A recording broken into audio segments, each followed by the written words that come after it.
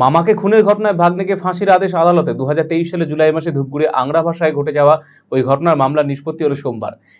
1 বছর 2 মাসের মধ্যে মামলার নিষ্পত্তি করে অভিযুক্ত ব্যক্তি আফতাব আলমকে ফাঁসির নির্দেশ দিলেন জলপাইগুড়ি জেলা আদালতের বিচারক রিন্টু সুর। এদিন আদালতের সরকারি সহকারী আইনজীবী প্রণব বন্দ্যোপাধ্যায় জানিয়েছেন, এই মামলায় 2 নাবালক সহ আরো 5 জন অভিযুক্ত রয়েছে। তাদের মামলা এখনো চলছে। জানা গেছে 2023 সালে জুলাই মাসের 27 তারিখ রাতে আংরা ভাষার বাসিন্দা মেহতাব আলমের বাড়িতে ডাকাতির উদ্দেশ্য নিয়ে ঢোকে ভাগ্নে আফতাব আলম। কেবল তাই নয়, আফতাবের সাথে ছিল তার আরো 5 জন সহযোগী, তার মধ্যে 2 জন নাবালক ছিল। এদিন সরকারি আইনজীবী প্রণব বন্দ্যোপাধ্যায় জানিয়েছেন, অভিযুক্তরা প্রত্যেকেই দিল্লির বাসিন্দা। 6 জনের এই দলের মধ্যে 2 জন মহিলাও ছিল। রাতে খাওয়া দাওয়া সেরে মেহতাব আলম 2 পুত্রকে নিয়ে একটি ঘরে শুয়েছিলেন, অন্য ঘরে ছিলেন স্ত্রী মৌমিতা। রাতে 1টা নাগাদ মৌমিতা টের পায় ঘরে কেউ ঢুকেছে। সেই মুহূর্তে আফতাব তার মামির মুখ চেপে ধরে এবং হাতে থাকা ধারালো অস্ত্র দিয়ে আঘাত করে। তার চিৎকারে পাশের ঘরে থাকা মেহতাব টের পেয়ে স্ত্রীর ঘরে আসলে আফতাবের অন্যান্য সহযোগীরা তাকে ধরে ধারালো অস্ত্র দিয়ে এলোপাথারি আঘাত করে। পিএস কেস নাম্বার 377-23 ডেটেড 28/7/23 এবং সেশন 308-23 ডেটেড 308-23।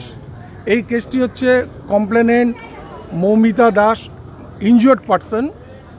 হয়েছিল কি, ওই 27 তারিখ রাত্রিবেলায় এই 1:30টার দিকে, 1টা থেকে 1:30টার সময় 6 জন ডাকাত, যাদের মধ্যে 4 জন পুরুষ এবং 2 জন মহিলা, তারা দিল্লি থেকে আসে এবং তাদের মেন যে মাথা আফতাব আলম সম্পর্কে ওদের ভাগনা হয়, তার নেতৃত্বে রাত্রি 1টা থেকে 1:30টার সময় এই মেহতাব আলমের বাড়িতে তারা ঢুকে এবং ডাকাতি করার উদ্দেশ্যে ওই জানলা দিয়ে, রান্নাঘরে জানলা দিয়ে ঢুকে এবং সেটা মৌমিতা দাস, তার স্ত্রী মেহতাব আলমের ডিসিসের স্ত্রী মৌমিতা দাস, সে জেগে যায় এবং ঘরে লাইট জ্বালানো অবস্থায় ছিল এবং আইডেন্টিফাই করে যে তার ভাগনা এই আফতাব আলমের নেতৃত্বে ঘরে ডাকাতি চলছে।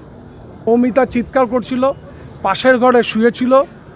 মৌমিতার হাজব্যান্ড মেহতাব আলম এবং তার 2 পুত্র, যারা মাইনর ছিল, যাদের নাম হচ্ছে 9 বছর হচ্ছে আয়ন আলম এবং রেহান আলম।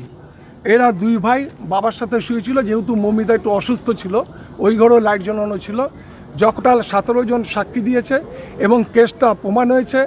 গত শনিবার সাজা হয়েছে এবং আজকে তার সেন্টেন্স দিলেন, ফাঁসির সাজা দেওয়া হলো। ব্রেকিং নিউজ, আজকের বড় খবর চলে এসেছে পশ্চিম বাংলার কলকাতা থেকে। খোসলা ইলেকট্রনিক্স হয়ে গেছে পশ্চিমবঙ্গের লিডিং রিটেল চেইন। একমাত্র খোসলা ইলেকট্রনিক্সে পাবেন সেরা কাস্টমার সার্ভিস, সেরা দাম আর সেরা ইলেকট্রনিক্স প্রোডাক্ট ডিসপ্লে। আপনিও গিয়ে নিজে অভিজ্ঞতা করুন খোসলা ইলেকট্রনিক্সে। খোসলা ইলেকট্রনিক প্রাইভেট লিমিটেড, ঠিকানা মোহনবাটি বাজার, রায়গঞ্জ জেলা আদালতের বিপরীতে।